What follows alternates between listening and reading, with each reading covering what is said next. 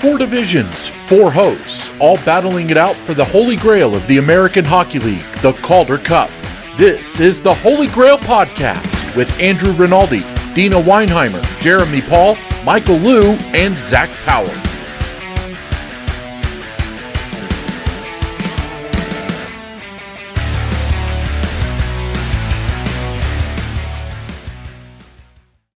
Hello and welcome to episode 20. Today is March 3rd. You're listening to Field Pass Hockey's AHL podcast, the Holy GrAHL. And here at the Holy GrAHL, we're all about the American Hockey League and the yearly race to their Holy GrAHL, the Calder Cup. And before we get too far into this one, we're a little short-handed. And by that, I mean about as short-handed as we could get without it being awkward.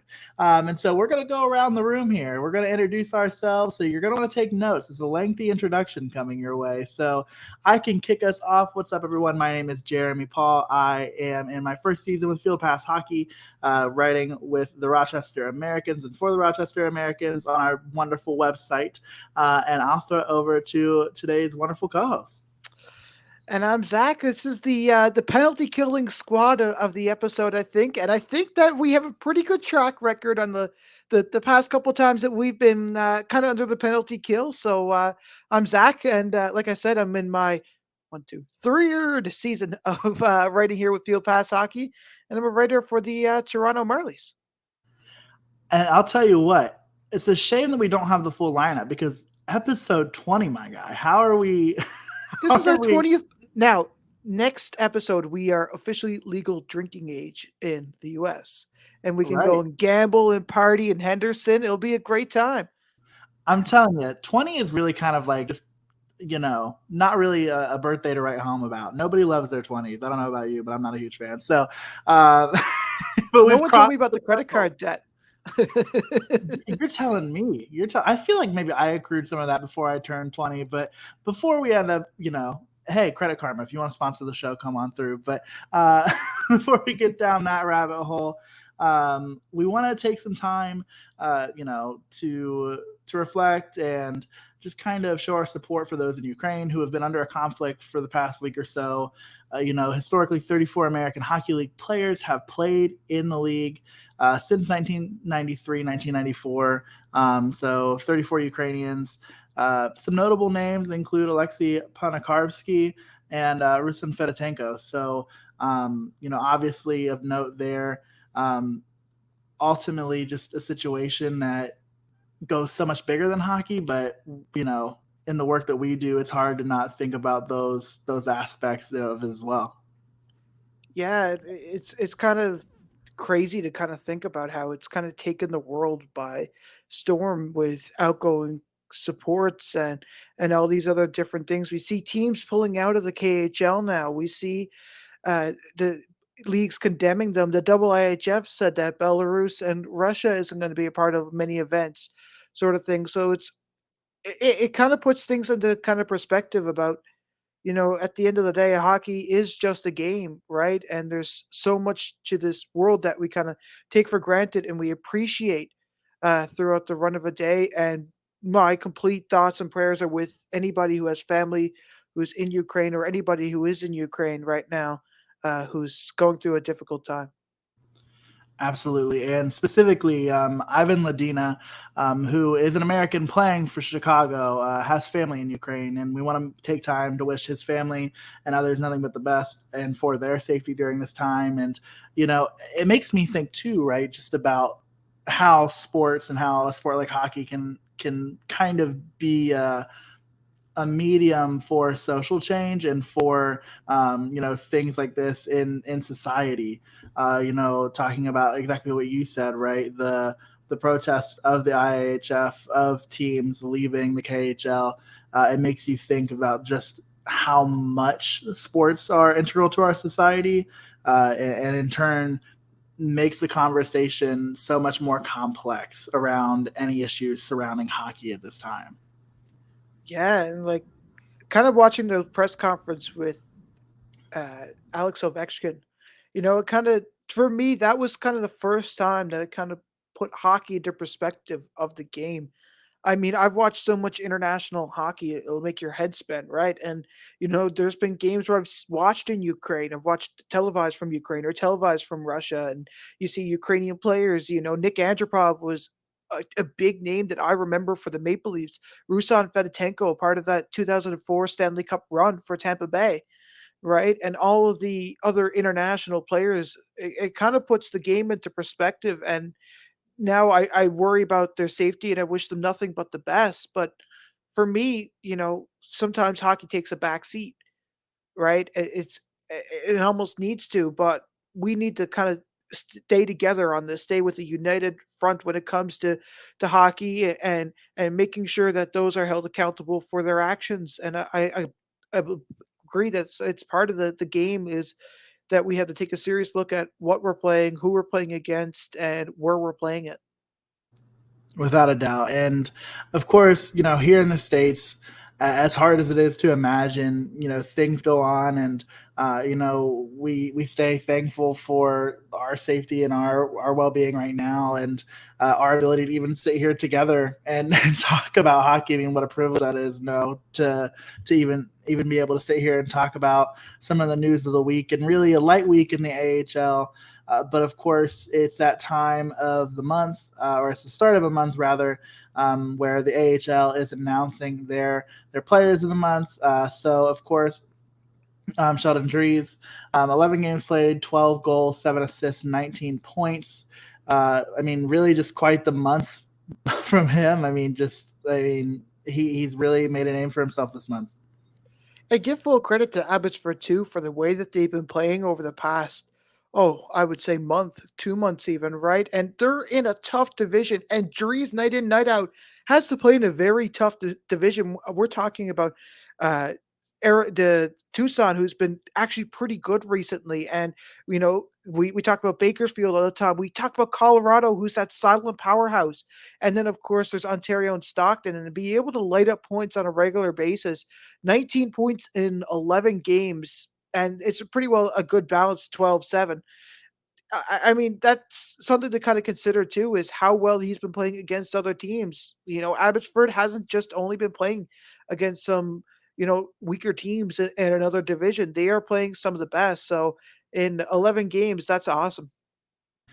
Yeah, and some of the best who really are pretty stingy at giving up goals too. It's especially you look at the top of that division. It's not a division that that allows for a ton of goal scoring outside of TJ Tynan, but we'll get there, of course. But yeah, he puts himself into the conversation as some of the league's top points getters with the month that he had, and another player who has been a part of the conversation and becomes another part of a conversation that we'll have a little bit later. It's Mattias Maccelli. We've talked about him on the show repeatedly, and something tells me that we'll probably continue to say his name on this show in one way or another over the course of the next few months, because the Tucson Roadrunners forward, 10 games played, 4 goals, 15 assists, 19 points.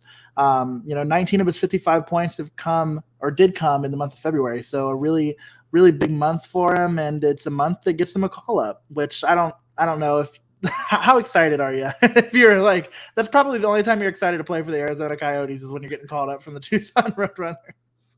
And this is the time to shine too. Arizona has been struggling up in the NHL, and what for me, when I think of Maccelli, like we talk about him so much, especially recently, and how well he's playing. It's hard to kind of put it in perspective when we talk about these players who maybe aren't on the best of teams. We talked about Scott Reedy before being up in the mix for a really great rookie in the Pacific Division. But I mean, wouldn't you just love to be one of his line mates? 15 assists in 10 games, kind of thing. Like that he's just dishing the passes, kind of thing, and it's definitely something that they got to practice. So kudos for whoever's sitting in the slot when he's giving that pass up there, for sure. And it's like, it's crazy to think about. He's almost a 2 point per game player. 10 games played, 19 assists, 19 points rather. So it's almost 2 a game. That's an incredible stat for him. Yeah, and you're doing it for a team that, as we talk today, currently sits outside of a playoff spot now. And so it's you imagine a talent like Maccelli on a team that, had some more supporting cast around him. I can't even imagine what he would be doing. Maybe it's an oversaturation, but I think about like the scoring that happens in Rochester. Like, could you imagine a Mattias Maccelli in in Chicago? Yeah, Chicago, man. I mean, it doesn't. I mean, the possibilities for him there would be endless, and so kudos to him doing the good work there. Even when the Roadrunners aren't always. So, a player though that did find himself playing really well on a stretch, really willing his team to success. That's Kevin Poulin in Laval. Like, just insane month of February for him.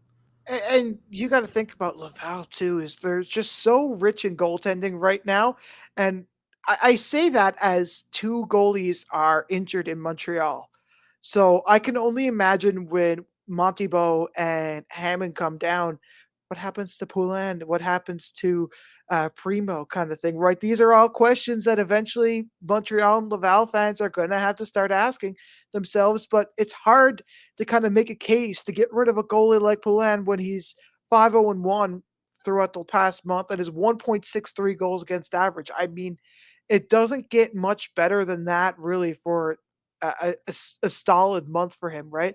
So for me, I that's all questions I gotta ask, and I seen the article that was put out. I think it was Monday with Laval and Cleveland going against each other, and it was a goaltending battle, right? The battle of the editors, we called it in our group chat. But I mean, that's one of the thing is, like for Laval, they're starting to really shine in their team. Like they really started to hit their stride. Beginning of the season, he wasn't looking good. They were sitting at the bottom of the standings, but now with goaltending like that, it's hard to be bad. Yeah, no doubt. I mean, 7-3 in their last 10, and you've got to thank the goaltending in some ways for that, and it makes you wonder and probably a little bit nervous if you're a Laval fan or if you're just a fan of the system and the farm team there in Montreal, about what's to come. You're probably more nervous if you're a fan of the North Division, any team in that, because let me tell you, I wouldn't want to be the team that ends up against them in the first round. Maybe Utica would actually have a great fighting chance, but I think about Toronto. Like they played there the other week, and it was tight.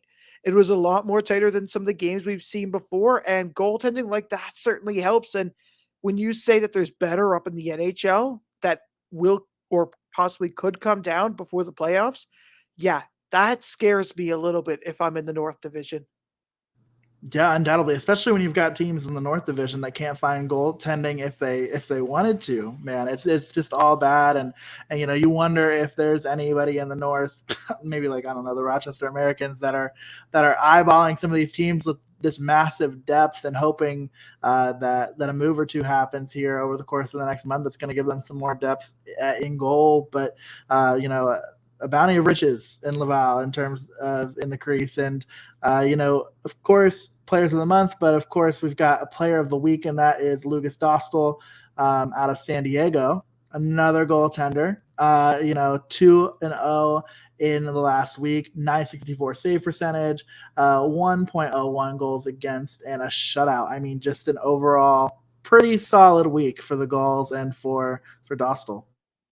Yeah, the goals have actually had a pretty solid week. And one thing about Dostal's the way, like, he's not a goaltender that you necessarily expect to be on this list. We talk so much about the goaltending depth in Laval or in some of these other teams, or even Chicago. We talked a little bit about it last week, but San Diego is that dark horse kind of thing. They do have the players to be able to do things. They've had players on their player of the week before in this season.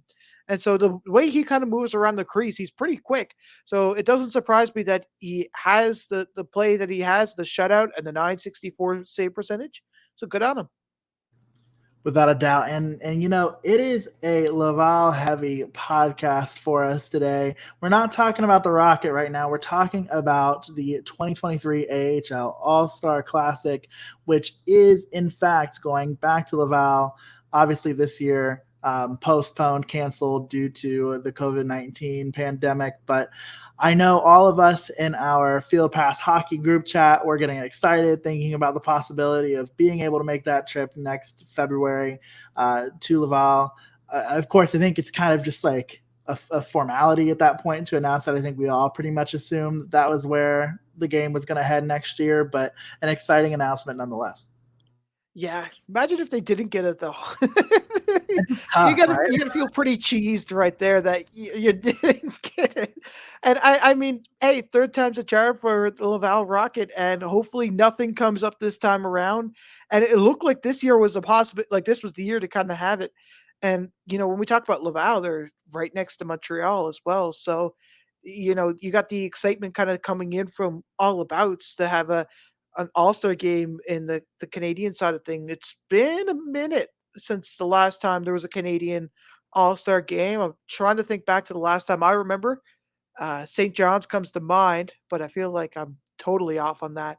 But nonetheless, it's good to see some good stuff on this side of the border, and it had to be almost expected. And do you think that there is any amount of desire to put that game in Coachella Valley, to put it out there? I mean, you have to think that there is at least some piece of them that was a little bummed that they had this obligation in some way, shape, or form to head back to Laval, because it would not have surprised me in the slightest under a normal circumstance for the game to be hosted by the Firebirds. Well, that was a part of it too for me because Henderson also has that new arena as well that they want to kind of show off.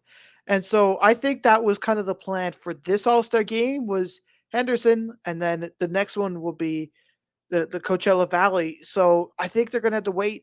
It depends too. It's kind of gambling as well because I seen Patrick Williams from the NHL.com mention that it would be December before Coachella even got their home opener. So I don't know if that's in regards to kind of some delays sort of thing. So for me, it's kind of a gamble if it was even gonna be there, right? Like that's kind of odd to think about, but nonetheless, they kind of feel they got to feel cheese, but they also got to get in line too because I think Henderson is going to want to crack at hosting an All-Star game, and even Abbotsford. Abbotsford hasn't had a team in a while, right? And so we talk about some of these new teams that come in. It's almost warranted that they do get that AHL All-Star game in because it's trying to build up a fan base. Yeah, you heard it here first, folks. The next 4 AHL All-Star games, you can book them now. Yeah, I got my ticket booked for Henderson first. The Swami says it's going to be Henderson, and then we'll go Coachella, Abbotsford. It's going to be a good time, and you will catch field pass there without a doubt. But kind of keep into the Laval. I mean, like, this really is the Laval show. You're just going to have to book it. It's the name. We're sorry, Deanna. We're taking your thunder. Our other lovely editor. But, man, talk about an oof this week. Talk about two teams that are actually kind of exceeding expectations based on the way they started the year. Laval and Belleville met up, this last weekend, and things were going pretty well for the Rocket. Up 3-0, only 30 seconds into the third period, and then they weren't. So they lose the game 4-3, giving up a last-minute power play goal, but letting up 4 goals unanswered, letting the Senators back into it. And these two teams are going to be fun to watch because they're going to be two teams that are battling with one another for playoff positioning come April. That's the thing is for Laval is they've had 3 losses in their past 10. And one of them was that, which is kind of scary on one hand, but it's also kind of the same old average that we've talked about. Like, don't count out some of these underdog teams. I mean, Belleville, they walked in, they said, okay, they looked at Belleville's record. They haven't been so well. They do have their little spurts, but they haven't really been able to keep up per se. And now they walk and see this team. Okay, yeah, we got this. And then, boom, what happens? Same with Rochester. Come in, see Charlotte come in. Boom, what happened? And it's one of those things. It's like never take your foot off the gas pedal. Like I was at a local hockey game a couple weeks ago, and someone said, "Oh, well, this team's up 5-0. Like, should they just stop or play defense now?" Like, no, take it. Like, clearly you've won the first and second period, right? You're up 3-0. Don't take your foot off the gas pedal. Keep going. Keep trying to score, right? And I think that was kind of what happened. And what I could kind of gather out of the game is they just kind of let up a little bit. And when you take your foot off the gas in the third period, it's most important. And we see these momentum swings come by, and that's really the key to the game, is just keep going. Like once, like it clearly worked for the first 2 periods, keep doing it. And so that was just a case where Laval kind of took their foot off the pedal and got caught watching, and 4 unanswered goals. Yeah, it's tough. And I mean, I think that's the beautiful thing about this sport and part of the reason why we're so drawn to it, right? I mean, we forget just how talented each and every one of these players is on that ice, and how it only takes one slip up or one failure to commit to the way you're supposed to play your game for the floodgates to open. And the floodgates open against Laval this weekend against the Senators, and the rest was history. And, again, 7-3 in their last 10. You're not going to complain if you're a Rocket fan, but my goodness, I mean, should probably realistically be 8-2 in their last 10. Deanna was screaming. I could hear her from Grand Rapids. Yeah, I could hear her from in Canada. I could hear her, and she'd go, group chat, what? And I think that was kind of like the collective jaw drop of Laval fans. It was just like, you did what? And like the thing is, I was on Twitter. I seen it was going into the intermission, or it was in the second period, and they were up like 3-0. I said, okay, let's Laval win. Okay, yeah, keep moving. No. You would never believe it. It's tough. That North Division is going to be fun, but I have to tell you that I've got to give an honorary oof to us as the Holy GrAHL podcast host, because somehow, some way, we missed the fact that Scott Perunovich was sent back down to Springfield for a short jaunt this weekend against, I actually forget who Springfield played this weekend, but we missed it. Swing and a miss on our part. He scored a goal, and we just had no idea he was down. I feel like I did read that somewhere, but I missed it. Wow. Yeah. Wow. And he's gone now again, isn't he? I just totally missed the train. And I'm telling you, if you're new here and you weren't here for the first, I don't know, say 12 episodes, I don't think we missed an opportunity to name drop Scotty P. No. I think he was the first one that we put the banners up for, right? Because I think we had a couple banner nights where we just kind of plugged him so much. Yeah, you're going to the rafters. Yeah, call us the Nashville Predators. We were sending him up there quick. And for me, I got to think, like, he must have came down. Oh, I'm still almost in the scoring race. Okay, yeah, let me just light it up a couple more times and try to get back. Like, but let's be honest. If he ends up, for whatever reason, sticking around in the AHL, he gets sent back down. Let's be honest. He's probably not far enough away from leading defenseman in scoring that it's outside of the realm of possibility for him to find a way to still do it. A part of me got to think that he's up in the NHL and he's like kind of refreshing the stat page every day to try to see if he's still at the top. Oh, not even close. And like, his teammates got to be giving him something for that. Like, he's sitting up in the NHL with one of the best records in the AHL for miles. And when we talk about miles here, folks, we're talking miles. He only spent a first 5-6 weeks in the AHL and then got called up. And for weeks after, 6-7 weeks after, he was still up in the top of the leaderboard. So good on him, and especially as a defenseman too. Yeah, without a doubt. I mean, we have fun talking about him on the show. I don't know how much more often we're going to be able to talk about him, but any chance we get, we're going to do it. So I appreciate that we were able to this week. But yeah, an honorary oof to us. Yeah, for sure.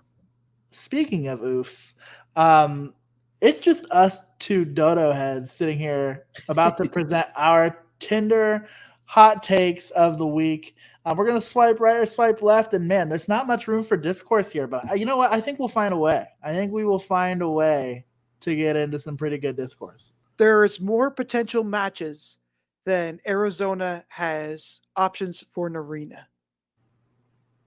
Woof. Yeah. Yeah, wow. Yep. I think Mattias Maccelli is going to end up with more points this season in Tucson. They're going to end up with fans in the stands next season in Arizona. Oh, yeah.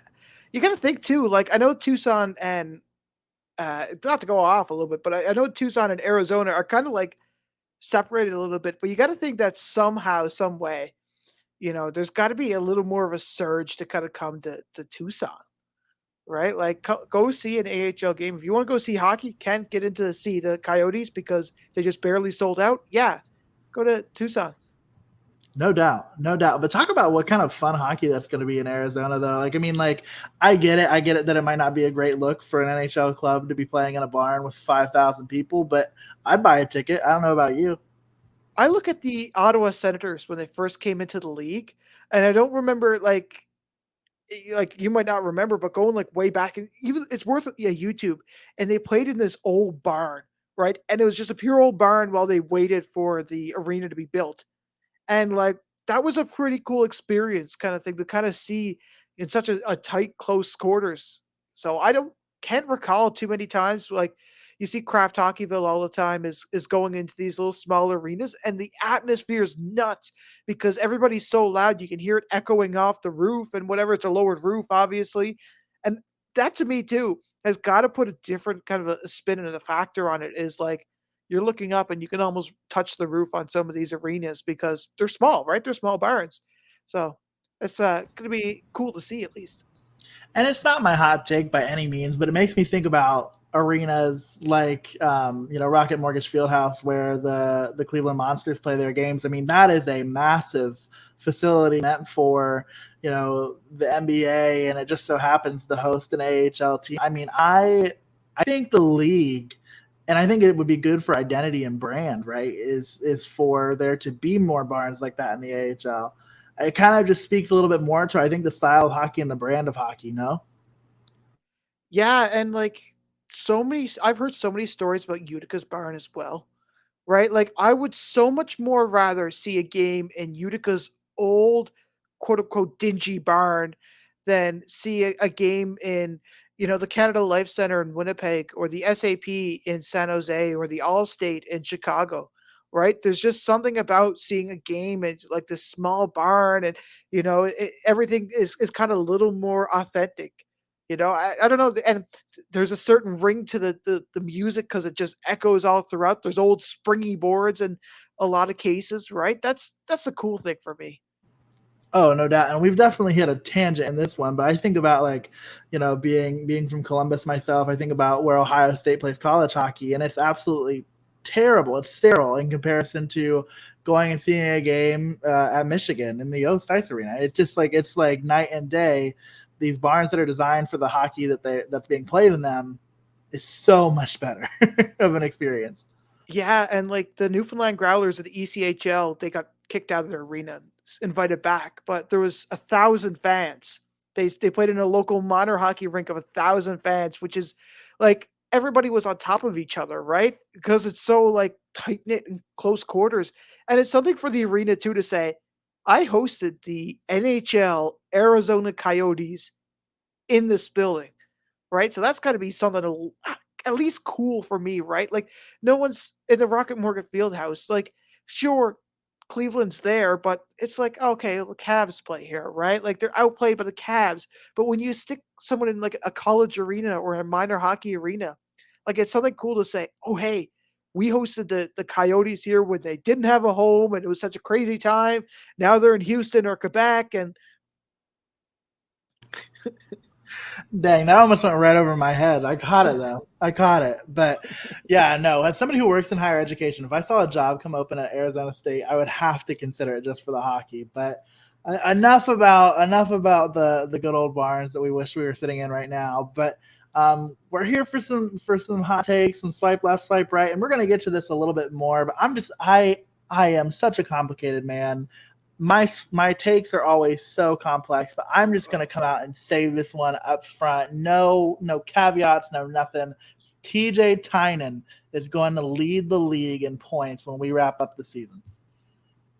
oh boy. You know how I feel about I have a lot of different relationships when I open up this app. I have a lot of potential people that I love. I have Sure. there's so many possibilities of oh, you have the chance. But the more I kind of watch TJ Tynan is the more I kind of realize that he is the man who's built for the top of the AHL, right? And the more I kind of see his stats and the more I see his highlights and whatever the way he plays, I start to think, okay, when are you going to call him up? Right? We seen Scott Perunovich. If you would have said, "Oh, Perunovich still in the AHL," yeah, I would have said no problem, Perunovich, right? But more and more I'm starting to drift towards the idea. I like Podorowski, but I also do love Tynan. I really do, and I think first time ever, I think I'm going to solidify my spot at the top of the scoring race with Tynan, and I think this is going to have to be a nice heart. That's so. I feel like you, out of everybody on our host panel, I can never get a swipe right from you. Like I always struggle, and so any chance I get to You and get it, Dieter are together, right? I don't want to break up your relationship. I see that you're like, what's the thing where it's like, they're like ultra liked, and it's like, oh yeah, Tinder. If you want to like these people, you have to spend an extra $1.39. for sure. The what? Oh, yeah. There's this thing on Tinder, like when there's people who are like liked by a lot of people, it's like, yeah, no. If you want to get in first in line, it's going to be like $1.39. I can't remember, but like I No, feel like isn't that? Yeah, no, you're so right. And I just always in the back of my head, I'm like, is my profile not good enough to get this person's attention? I have to pay money oh for no, it. you're there. I just know I don't have a shot with you. That's all, right? You can take one look at me. No. But Oh God, you're too much. But yeah, I it's refreshing to me in some ways, and maybe this is just again from our like inherent enjoyment of the AHL is more than just a feeder league to the NHL. But it is refreshing to me that, don't get me wrong, TJ Tynan could play in the NHL and he could play really well. He has played well in the NHL over the course of his career. But there's something refreshing to me about there being a perennial AHLer sitting on top of this list. We think about, yes, like could Potts probably get called up and play just fine. Sure. He has, right? We've seen it this season. Could TJ do the same? Yes, of course. But there's something about having, somebody who's not necessarily a young 20-year-old prospect who just barely missed the team, leading the league, and that's no disrespect to a player like Mattias Maccelli, who's pushing that as well. But it's refreshing to me to see that. and I think that's a part of it too, is because he's kind of the player that we don't always talk about, right? He's just sitting up there, but we don't always say, you know what, he could be the guy, right? Because we're so used to looking at these young bucks who are coming in and absolutely lighting up the league for all good and fair reason, right? But when we look at Tynan, I think, okay, well, he brings something to the team that a lot of other AHL players don't, and that's the locker room experience and the ability to kind of play the way he is. So I got to go for it, and I hope that we match kind of thing, and I hope that it kind of stays, because I don't want to kind of look at what could have been with Podorowski or what could have been with somebody else. But Well, I guess it's time for us to figure out whether or not we have a double match. So hit me with your hot take. okay, so we talked about it earlier and how Laval's kind of it was like, oh yeah, okay, they're gonna host it next year. We know that, and I understand the ability of wanting to get more hockey in like Bakersfield of all places and whatever, right? Too cool, I get it, but we haven't had an outdoor game in the AHL in a long time, right? I feel like it's been a minute, and like even so, it's like, oh, we're gonna piggyback off of my NHL team who's a couple miles away, right? I think that it's time that Laval gets their shot. They haven't been in the league. They've been in the league what, 4 or 5 years? So they've been trying to get that All-Star game and they weren't able to get it. So I think as a makeup, we should stick the outdoor game, the first one back, and combine it with the All-Star game. Stay with me, and we'll play it in the Expo Forum, the old baseball stadium that has been just like sitting there in Montreal waiting for an MLB team. I think that Laval, Montreal, deserves to kind of host it. Yeah, I mean, I like that you took the complicated route by including the All-Star game into the equation. I can appreciate that. I respect the hustle. But what's fascinating to me is like the AHL for so long has kind of been, I don't want to say like an experimental league because that undermines what it is, but whenever we're looking at things that the NHL might want to implement or advances to the game of hockey, it's not uncommon for things to get implemented into the AHL first and then be ushered into the NHL. And so for that reason, for there to not be that kind of experimentation with you think about like the game at Lake Placid, or not Lake Placid, my God, Lake Tahoe. you know, was that last season? Time is a flat circle. I can't even remember. But, things like that, you wonder, and you're a little surprised, at least in my opinion, that those things weren't experimented with in the AHL first. And so, I'm all for it. I will swipe right on it. I think especially just like, again, just that area, just what hockey means to that community. To then also, I like your twist on the Expos Park. Bring it back, revitalize it. Do you think they should play? Do you think they should play Tampa when they're there to add a little bit of salt on the wounds? Oh, that would be a lot. And for me, if they did play anything there, it would almost undoubtedly would have to be like either Providence or Toronto. And that would be kind of the game because like Hamilton and Toronto played in Hamilton. And that was a crazy kind of game sort of thing. They played on the CFL pitch and it was the biggest outdoor game in the history at the time. So for me, like the Canucks in Canada, they go wild. We go wild for hockey and sort of thing. We don't get enough outdoor hockey up here. Sorry, I know Nashville wants to host outdoor games. I know Los Angeles wants to host outdoor games, but let's stick somewhere where the ice can freeze. I'm telling you, right? Yeah, no, yeah. I'm with you. California, we love and appreciate what you give to the league, but let's make it somewhere where it's a little bit easier to keep the temperatures where they need to keep. But in terms of, look at us, we both swiped right. Wow. It's an instant love connection. Well, and this might be unfair, but like this might be the first time ever that there's been no lefts on the show. No. Did we get one with everybody where we all swiped right on everybody's takes? Not everybody swiped right on everything, but I know that some people have gotten like a clean sweep. That's true. Per se. I know that's happened. But You know what? With only two hosts here, two right swipes mean that there are no lefts. And if we have to put that in the Holy GrAHL Hall of Fame, I'll do it. Thank God for Tinder Gold. Okay? I'm telling you. We paid $1.39 and we cleared the way. And now it's just you and me.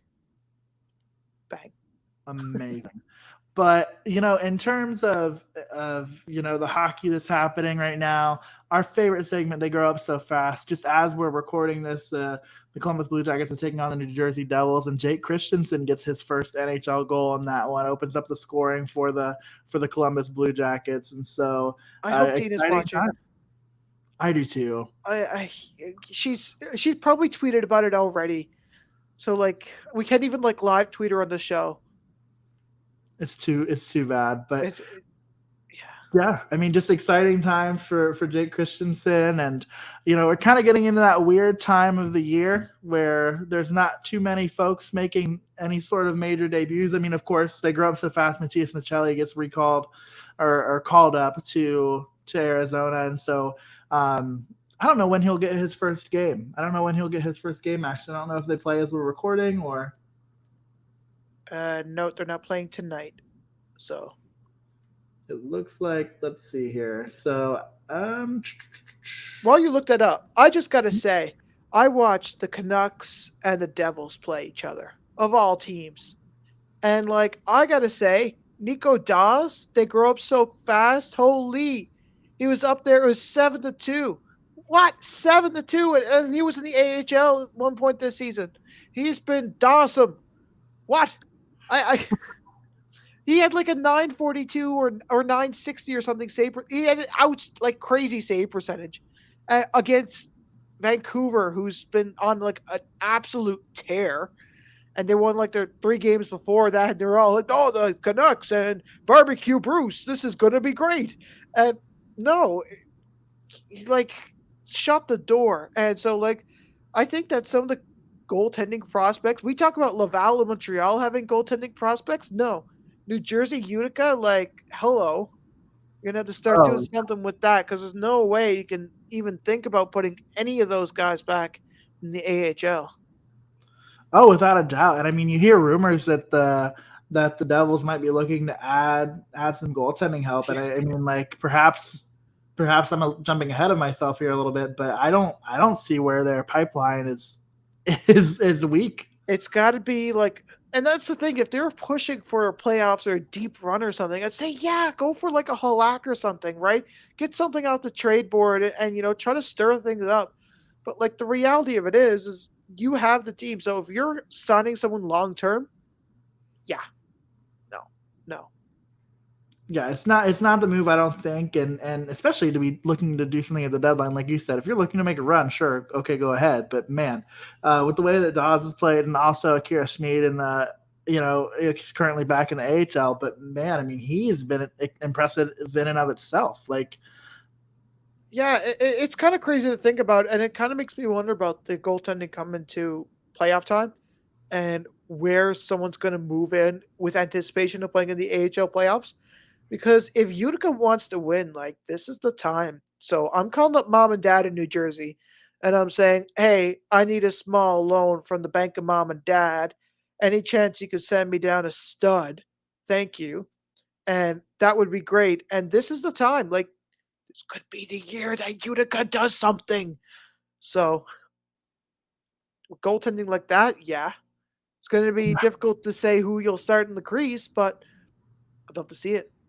yeah, I mean, you gotta help. You can't help but feel a little bit bad for Nico Dawes for having to play 2 in a row. He's currently in net against the Blue Jackets as we record here on Tuesday night. But definitely an impressive performance from him against the Canucks. But it looks like if you had to pick one NHL team to make your debut against this season, which team would it not be? Would it not be? Oh my lord. Yeah. I always say that Toronto scares me, but they Mhm. don't. Right? Like, but I think about how hot Matthews has been recently, and I think, okay, yeah, well, Toronto's actually woken up and done something. Doesn't mean that they're going to get past the first round. Just going to say. But I think Toronto's got to be one of the scarier teams for me. And that's a pretty far out pick, right? Not a whole lot. Like Calgary's another one. Calgary's just on a tear, right? And so they had like a 7-game winning streak heading into last Sunday. So for me, that's something to be said about that as well. But yeah, Yeah, well, Mattias Maccelli has the honor of making his NHL debut, and this is not confirmed, but like just yeah, based on the calendar, it looks like he'll make his NHL debut against the Colorado Avalanche. So it's not terrible. Could be worse. it could be worse. It could be worse, but man, the Avalanche, currently as we talk, 774 points percentage on the season. Man, it's just, and also playing for the Arizona Coyotes. It could be a long night. It could be a long It could night. be a long night. No disrespect for Mattias Maccelli, but I'm making sure that I've got Nathan McKinnon on my fantasy lineup that night. But Isn't that yeah, what Evander Kane did? what's that? Isn't that what Evander Kane did? He had a couple guys on his fantasy lineup. Here I am. I'm like, I don't know if he made his debut against the Colorado Avalanche. You went dark, and I appreciate it. So yeah, we've got players that are growing up fast, but we've got players that are holding it down in the AHL, and they're contributing, making big differences with their teams. Of course, we've talked about it to some extent. These 3 players quite a bit on the show today. Andrew Podorowski, TJ Tynan, Mattias Maccelli, your top 3 point getters so far. Only 3 points separate Potts and Tynan at this point, and TJ Tynan has 6 games less played. I think Chicago might still have more games left to play than Ontario. Perhaps it's close. honestly, just again, as we've talked about, AHL scheduling, it's a weird phenomenon. But nevertheless, I mean, an interesting matchup or an interesting lead up to the end of the season to see who really sits on top at the end. And it's important to note too that when we talk about the scoring races, the top 10 are all in the Western Conference. There's nobody who's in the east side of the AHL. And like we hype up so much about the Atlantic Division and even how great the North was to start off the season, but man, maybe it's time we start talking about the Pacific Division, because in the out of all the teams, the top 10 teams, only one is outside of the Pacific Division. No, that's a complete lie. I can't count. Okay, there's a handful there's only a handful that are outside of the Pacific Division.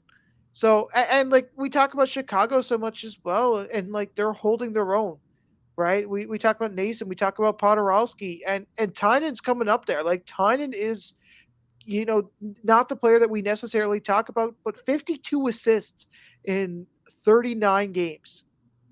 52 assists. Like that is just an insane stat to me, and I think that he's been playing well, and it's a part of Ontario's success.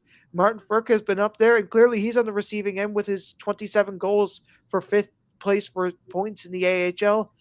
And I mean, that's the way it's been. Is like we see the top teams and they're staying there, but good on Maccelli for being like on a lower team, a lowish team, and staying third for points getters. Yeah, I mean, you look at this, and Maccelli is the only player on a team that is currently out of playoff contention. Every other player looks like they're going to be playing playoff hockey in the West this season, and exciting times for the West. But I mean, like you said, I mean, it just feels like yesterday we're recording episode 6, 7, and we're talking about the likes of the Americans that were lighting up the league and things of that nature, and they've fallen off. I don't want to say hard, but they've fallen off, and it has just become a Western conference or geographically a West showdown. And kind of you look at the top goal scorers, and that narrative really doesn't change with the exception of Gabriel Dumont, who's got 24 goals for Syracuse. But the rest of these guys, you're also looking at guys all in the West. Stefan Nason leads, and Sheldon Dries. I mean, we talked about him earlier in the show. He's got 28 goals in 38 games. I mean, we out of nowhere, no? Like, I mean, just, we haven't spent a lot of time talking about him on the show, and here he is, scoring at over at just like an enormous pace. And I promised myself I wouldn't talk about the playoff picture until we got to like mid-March at least. But it says a lot about the playoffs and what's to come, right? Like you had to think about like someone's going to go against these guys in the first round. Someone has to actually go against Chicago and then look at the powerhouse that they have in net and the powerhouse that they have on the forward line. Their top line, the three of them are pretty well in the top 10 of the AHL.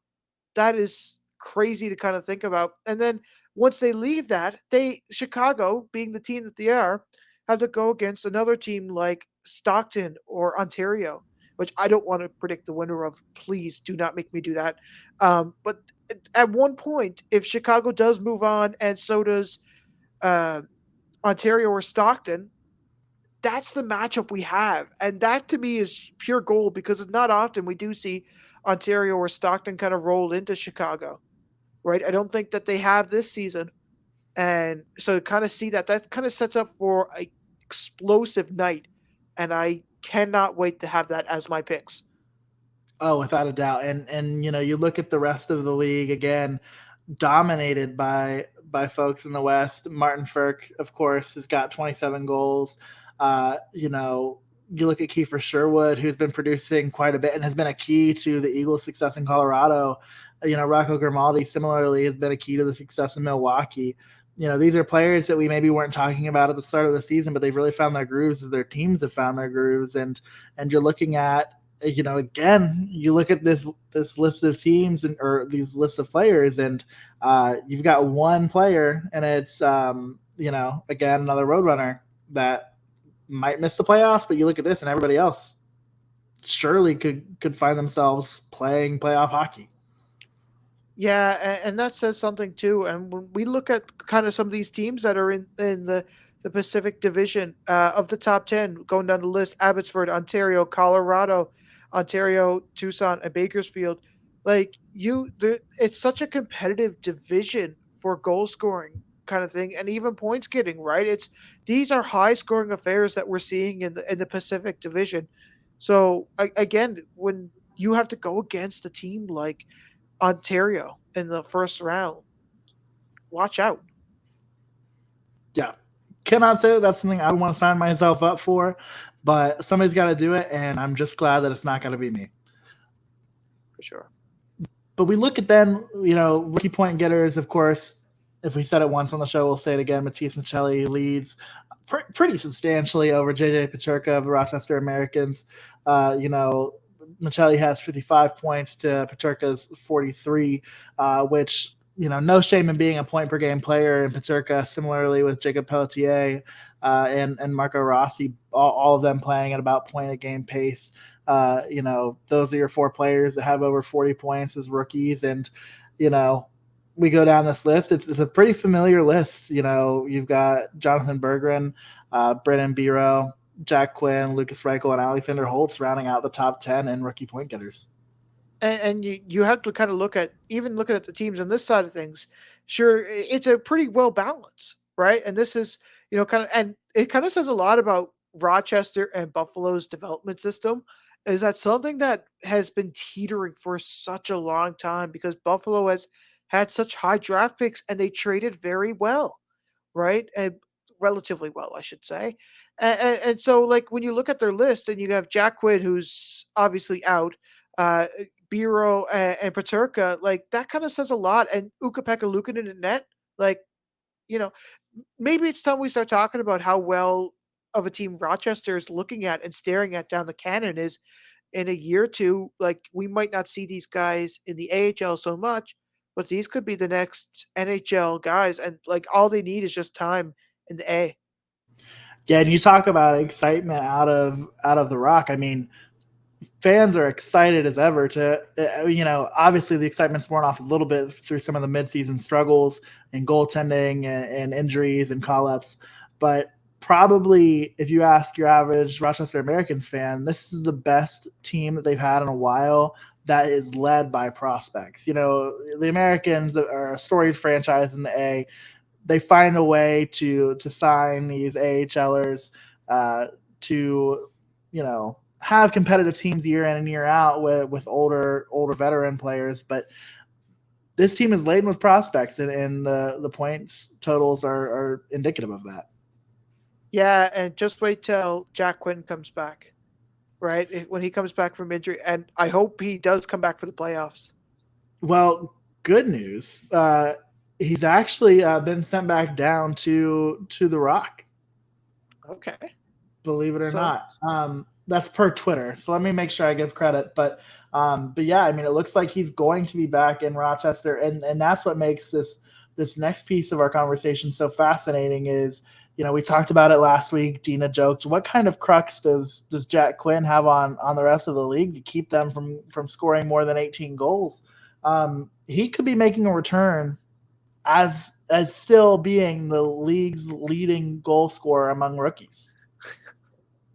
I mean, what? just come on, like, yeah.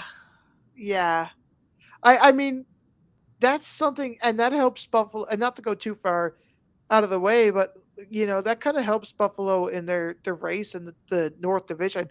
It's kind of at Rochester rather, because we've kind of seen Toronto kind of creep up past Rochester, and I think that when they have that final puzzle piece, this is the piece that will help them move in the North Division. This is the piece that could get them to the second round. This is the piece that could actually put them against Utica and have somewhat of a chance. I say that because Alexander Holtz is in second with tied with 18 points, but has 7 more games played. And even we look at Scott Reedy, who also has 18 goals as well. He has 38 games played to Jack Quinn's 24. 38. So it's 14 games of difference. Yeah, I mean it's mind-boggling, and you have to assume that based on the way that Quinn was playing in Buffalo before he got injured, that this could potentially be a conditioning stint down in Rochester. But you hope at least I hope in terms of the player's development that it's a little bit longer than just a conditioning stint. And I know that Rochester American fans have to feel similarly. Well, stick him down in the AHL and keep him down there. I mean, it's nothing to send them back and forth kind of thing. There's no real waivers. I don't think so. For me that would kind of spell sort of more hockey in the playoffs kind of thing. If Buffalo's not going to make the playoffs, which Buffalo, right? Yeah.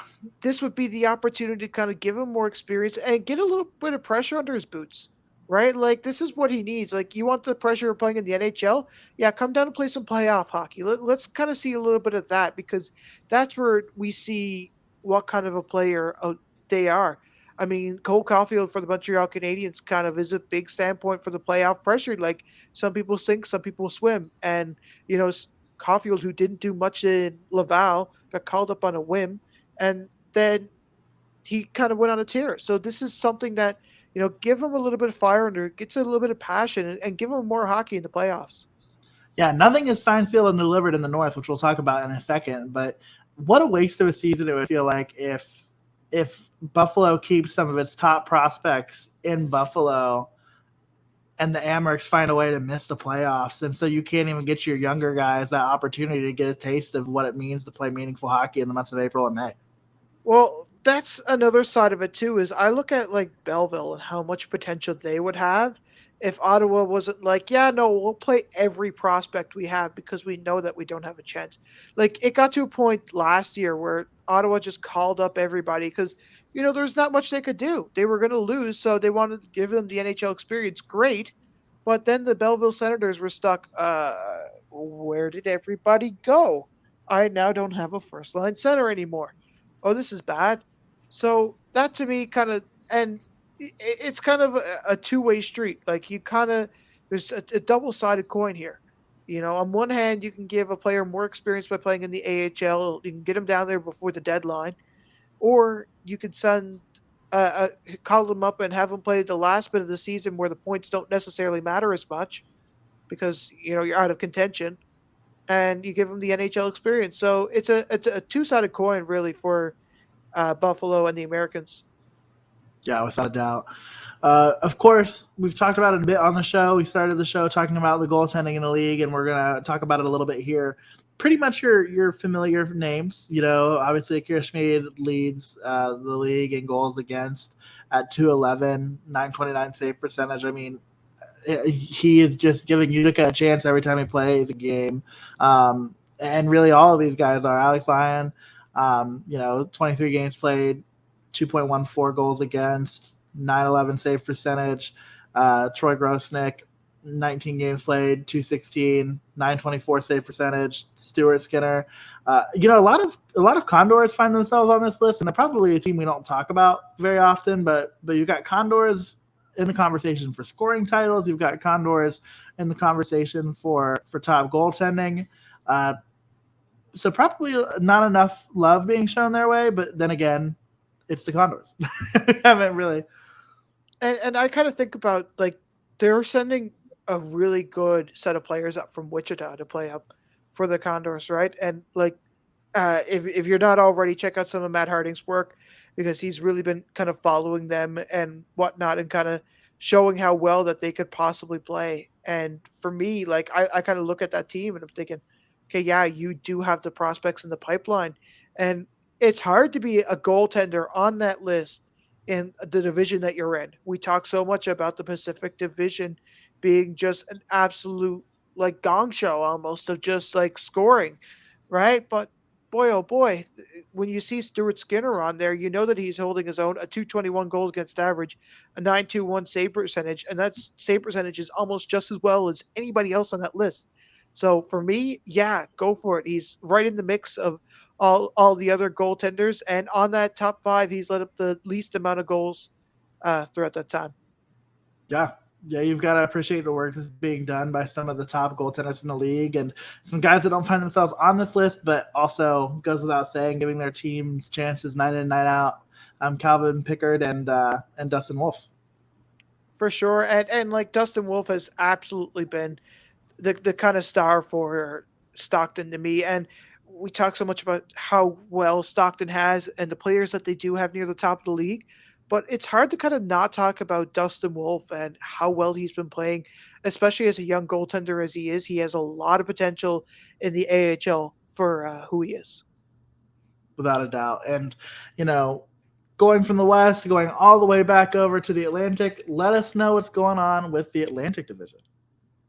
Oh, the Atlantic Division. Oh, is it ever so kind of exciting? Springfield's still at the top of the division after going 7-2, 0-1 in their last 10, and they've started to kind of separate themselves a little bit, and that's kind of where the division was kind of heading at first, and I think things are starting to kind of cool down a little bit, where there's not too many changes. There's still a couple going down the list, 1 through 8.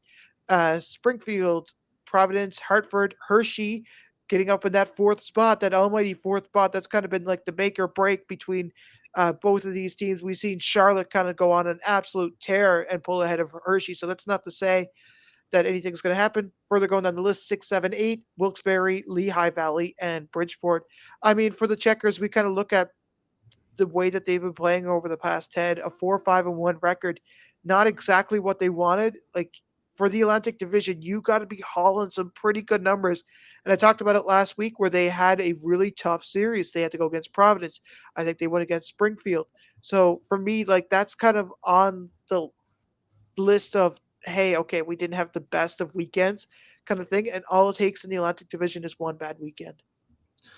Yeah, and I mean, speaking of tight races, you go to the north, and of course, nothing is changing. What about Utica? They're going to be at the top of the division come April. You can mark it. That's our prediction. But they're 5-5 in the last 10. But because of some pretty pedestrian play, with the exception of a couple teams with winning records over the course of the last week or so, last 10 games in the north, it's been pretty status quo. But again, Belleville, 7-3 in their last 10. I mean, nobody really saw this coming from the Senators. They're getting decent goaltending. They've let up 136 goals this season. So that's, good for the second fewest goals allowed in the division. But they're not really scoring all that much. So we'll see how that works out.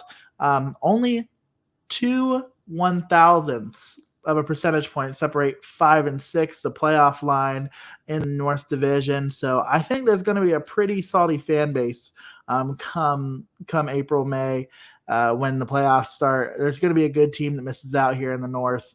And even the Monsters have something to say about, the last 5 games. They've got points in their last 5. They're trying to claw their way out of the basement that they found themselves in the North over some pretty rough stretches here over the course of the last couple of months, but they might be able to do it.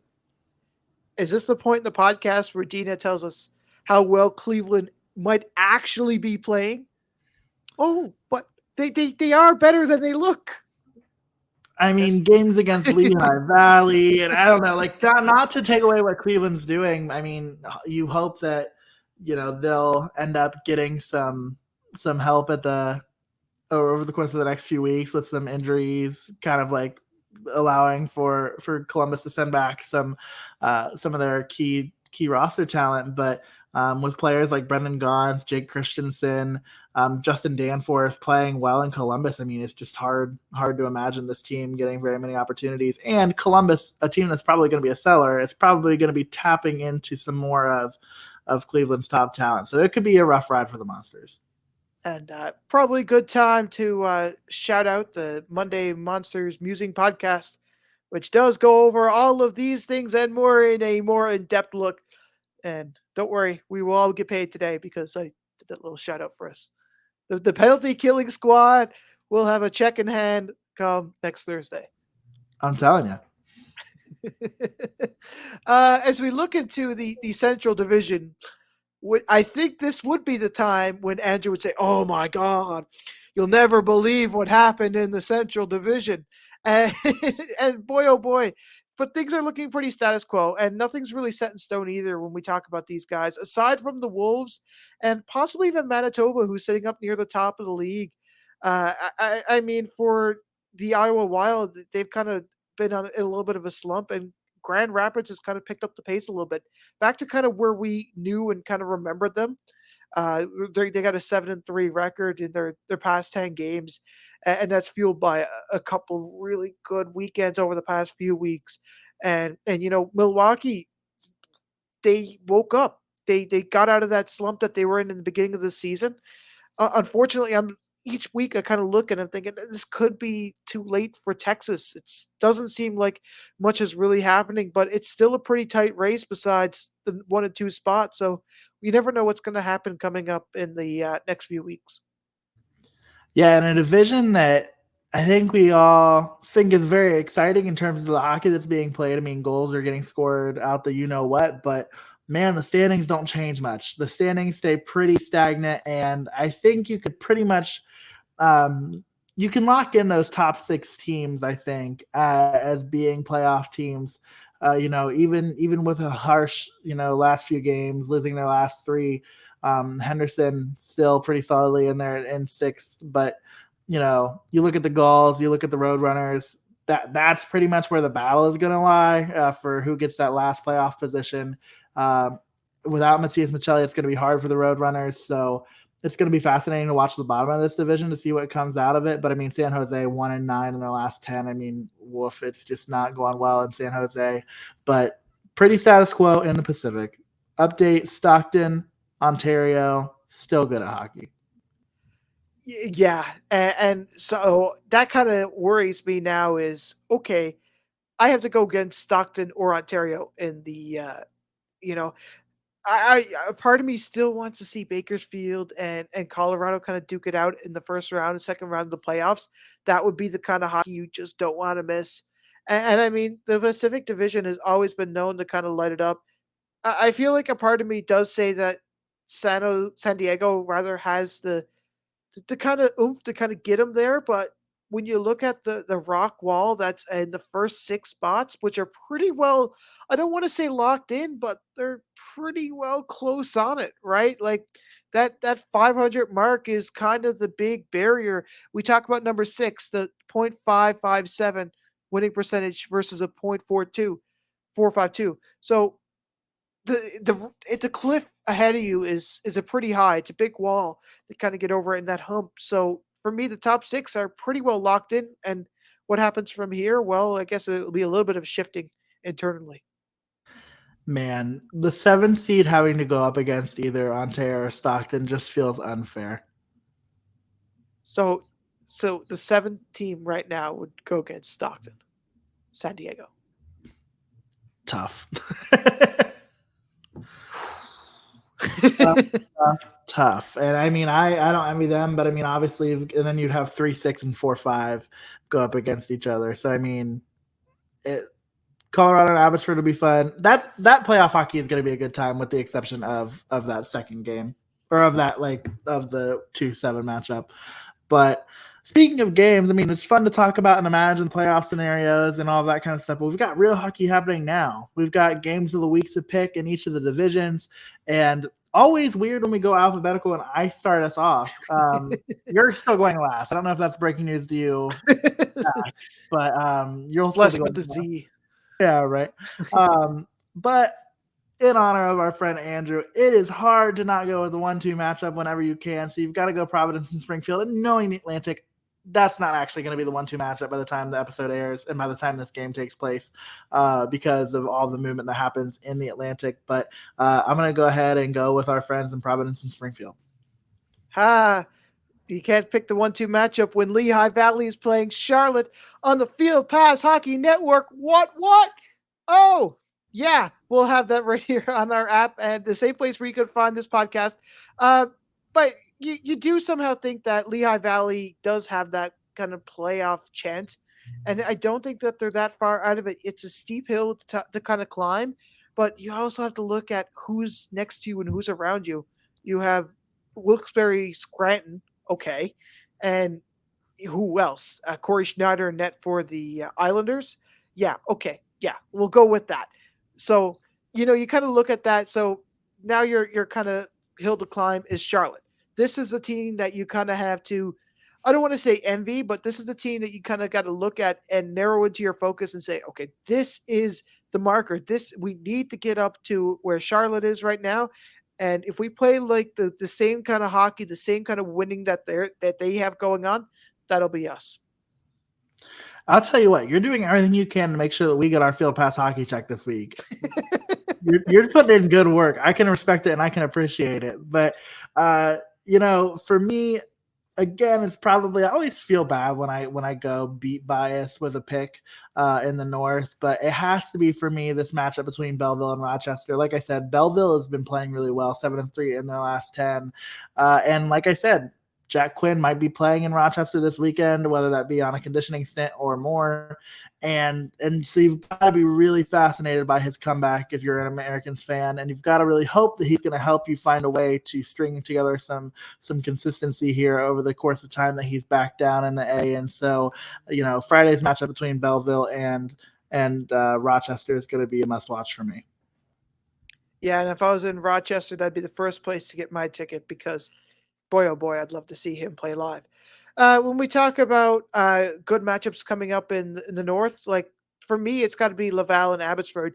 And I know that Air Canada flights aren't cheap, and we've talked about this so much before. But these inter-Canadian rivalries, not often that you get to see Abbotsford come in, right? They're so far out. There's just nearly 5,000 kilometers in separation. We're talking mere provinces, states, I guess, as it were, in between these two teams. And it's one of the furthest matchups in the AHL right now. So for me, yeah, it's got to be between the two of them because not often you get to see those two. And I know Michael would be watching.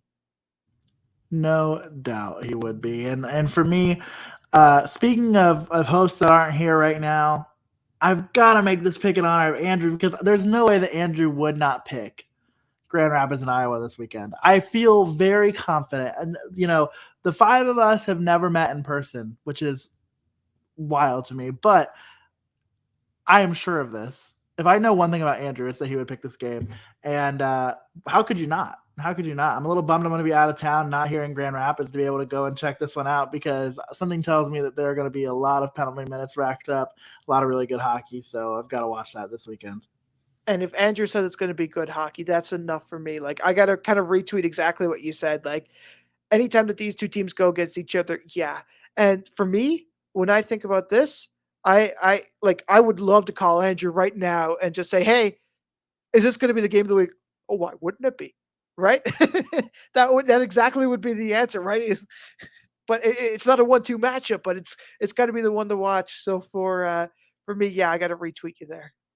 Yeah, I mean 1, 2, 5, 6, I think it is. You do what you got to do.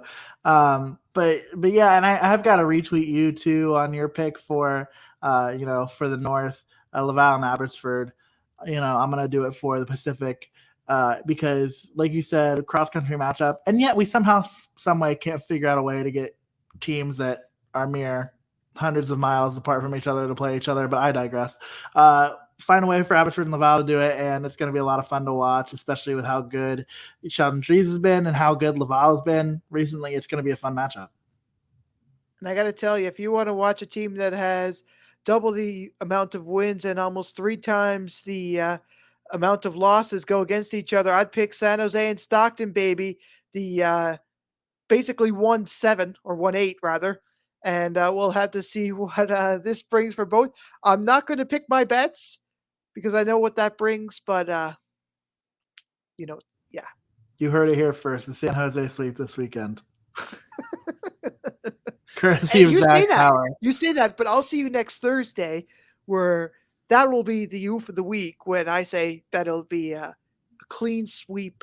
And I would even beg to say, now, this is a bit of a stretch because Scott Reedy is on the team. He's been so well that San Jose won't get more than 3 goals. On the whole weekend. The whole weekend. Noted. So Dustin Wolf's going to come out big is what I'm hearing. Yeah. Perfect. Book it. Hold on to it for next week's episode because you're going to want to make sure that you tune back in for that because that's going to be it for the Holy GrAHL this week, folks. No bonus round this week. Don't worry. my bragging rights. I just have to remind everybody that I won last week. I won't host a bonus round this week, but I need to just bring it back up. So next week I'll have a good one for you guys, but this week we're going to wrap this one up. And if you really like us, which I think that you do, if you're here on episode 20 and you haven't left, we think you like us. And if you do, please subscribe, like, share, and rate this podcast. Tell your friends. And if you really extra super like us, you're going to want to make sure you follow all of us on our Twitters. You're going to be able to find me at FPH Americans. And I'm at FPH Marlies. And you're also going to want to make sure that you're checking out all of Field Pass Hockey's other podcasts inside the SPHL with James Hayes. Syracuse Speaks with Alexander Ackerman. Syracuse Speaks is a Syracuse Crunch-centric podcast that focuses on maintaining a balanced perspective in the ever-shifting world of minor league hockey. Monsters Musings with Jay Forster and Dina Weinheimer. At Monsters Musings, they discuss all of the storylines, good and bad, around the Cleveland Monsters. The Three Periods podcast with Matt Harding and Matthew Will. Check out all of those shows courtesy of Field Pass Hockey. And on behalf of all of us here at the Holy GrAHL, we hope you have an amazing week, and we will see you next Thursday. Take care. This has been the Holy GrAHL podcast. Have a question or a topic suggestion? Hit us up on Twitter or drop us an email. For the latest news across the American Hockey League and the rest of minor league hockey, download the Field Pass Hockey app, now available in the Apple and Android app stores.